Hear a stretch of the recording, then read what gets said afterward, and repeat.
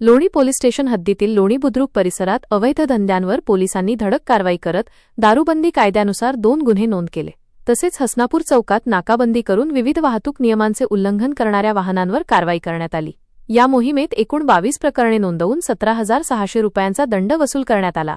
पोलिसांनी हॉटेल सागर लोणी बुद्रुक येथे छापा टाकून आरोपी रमेश भुजबळ राहणार लोणी बुद्रुक तालुका राहता याच्यावर दारूबंदी कायद्यानुसार गुन्हा दाखल केला.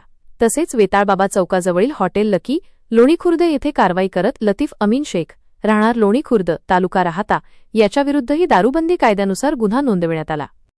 दरम्यान लोणी बुद्रुक येथील हसनापूर चौकात पोलिसांनी नाकाबंदी करून विना नंबर प्लेट वाहने, चारचाकी वाहनांना लावलेली काळी काच, कर्णकर्कश आवाज करणारे बुलेट सायलेन्सर आदी प्रकारांवर कठोर कारवाई केली.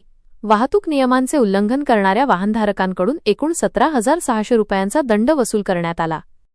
ही कारवाई पोलीस अधीक्षक सोमनाथ घारगे, अपर पोलीस अधीक्षक सोमनाथ वाकचौरे तसेच उपविभागीय पोलीस अधिकारी अमोल भारती यांच्या मार्गदर्शनाखाली पार पडली.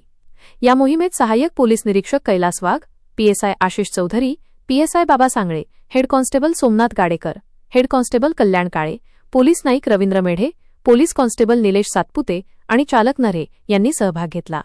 वृत्त संकलन विभाग, व्हिजन प्लस न्यूज, लोणी.